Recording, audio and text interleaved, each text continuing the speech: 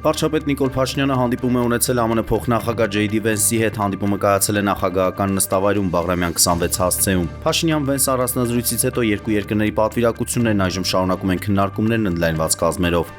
Մեզ համար պատիվ է ողջունել ԱՄՆ փոխնախագահ Ջեյ Դի Վենսին, երկրորդ տիկինին ու նրանց ընտանիքին Հայաստանում այս պատմական այցի ընթացքում մեր երկու երկրների գործընկերության առումով սա հիրավի շրջադարձային պահ է, այս մասին ասված է Հայաստանի Հանրապետությունում ԱՄՆ դեսպանության Facebook-յան էջում։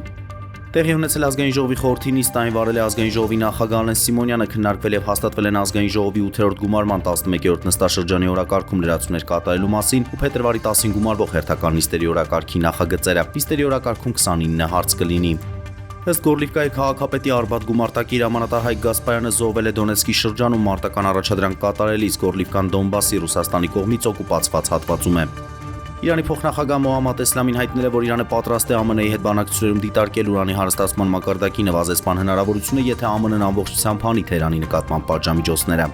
Իտալիայում ընթացող 25-րդ ձմեռային օլիմպիական խաղերում Հայաստանի առաջին ներկայացուցիչները սկսել են պայքարը։ Հայաստանի օլիմպիական հավաքականի անդամ Կատյա Գալստյանը հանդես գալով դահուկավազքի 20 կիլոմետր սկիաթլոն, մրցաձևում առաջին 10 կիլոմետր դասական ոճ անցնելուց հետո չի հատել եզրակիցը։ Կանանց սկիաթլոնում օլիմպիական չեմպիոնի տիտղոսը նվաճել է Շվեդիայի ներկայացուցիչ Ֆրիդա Կարսոնը։